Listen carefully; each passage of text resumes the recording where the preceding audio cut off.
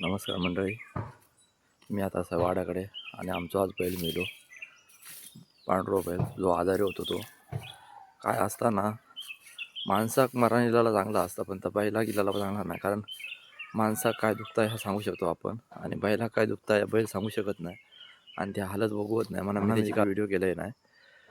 कारण तर वाईट वाटतं मला, कारण ज्यांना आमका शेतीत एवढी वर्षा नागरून शेत पिकून दिलं आहे आणि आज त्या बैलाचा असा झाला.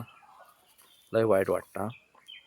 विचारू 4-5 दिवस असो तळमळत होतो. देवानं असा पण कोणा मरण देऊ नये. मुक्या प्राण्याक माणसा देतात तो ठीक आहे, पण जनावरं तरी देऊ नये. लय वाईट वाटतं. आणि व्हिडिओ करू शकले नाही मी तेवढ्या ह्याच्यात, कारण शक्य हात नव्हता आता बघवतच नव्हता त्याच्यारी. आणि त्याच्यामुळे आम्ही याच्या ठिकाणी असा खड्डो मारून त्याका पुरलो. एक जांभळीचो टाळ त्याच्या तोंडात आणि जास्वंदीचो आणि एक हार घातलो आणि त्याका ह्या केला, झोपवला. तर अशी वाट लागताना काय तुम्हाला सांगा, जनावरांची हालत बघताना लय बेकार हालत होता.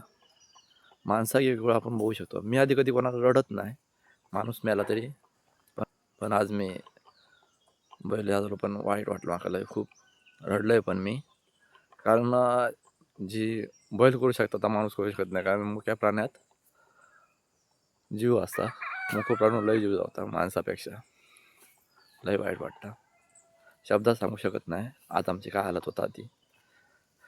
असं नाही मरण जाऊन दे, चांगला झाला लवकर या झालो. पण नाही तर उगाच तळमत राहून हाल बघत नव्हते आमका. तर आणि हो असं आमचं वाडो.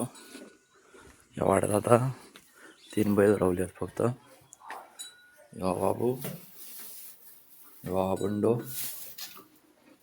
आणि तो हा तांबडो.